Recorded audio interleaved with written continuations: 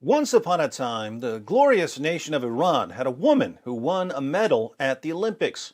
Since she competed for a Muslim nation and wore a hijab, she was thrown in our faces as proof that Islam doesn't oppress women. Instead, Islam empowers women so that they can achieve victory at the highest levels of competitive sports. Unfortunately for the men and women who used Iran's only female Olympic medalist to shield Islam from criticism, Kimia Alizadeh has announced that she's leaving Iran because it oppresses women. CNN reports. Iran's sole female Olympic medalist, Kimia Alizadeh, announced that she has permanently left her country for Europe. "Let me start with a greeting, a farewell, or condolences," the 21-year-old wrote in an Instagram post explaining why she was defecting.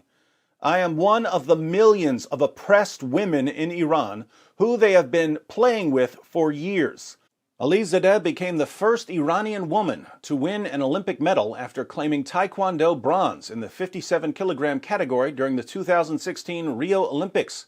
Affectionately known in Iran as the Tsunami, Alizadeh announced she was leaving her birth country with searing criticism for the regime in Tehran. "They took me wherever they wanted. I wore whatever they said. Every sentence they ordered me to say, I repeated. Whenever they saw fit, they exploited me," she wrote, adding that credit always went to those in charge. "I wasn't important to them. None of us mattered to them. We were tools," Alizadeh goes on to say, explaining that while the regime celebrated her medals, it criticized the sport she had chosen. The virtue of a woman is not to stretch her legs.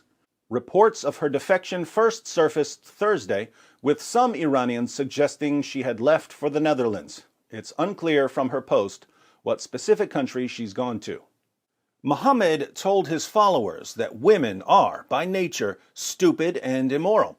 Muhammad said that the majority of the inhabitants of hell are women.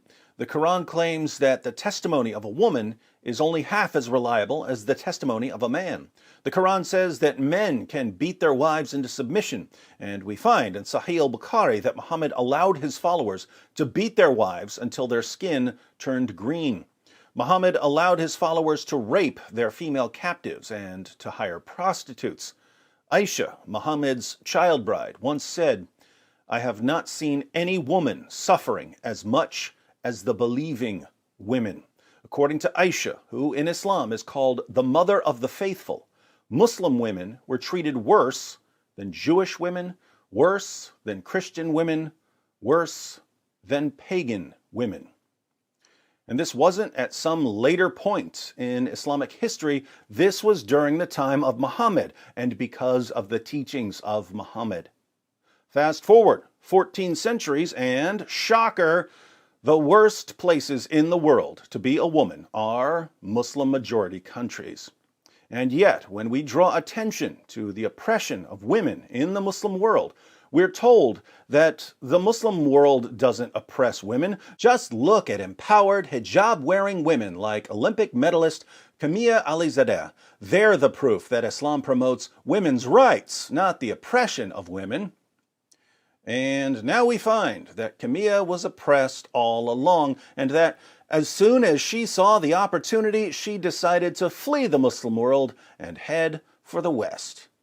Pretty sad when the women who are being used to show that Islam doesn't oppress women turn around and admit that they're oppressed.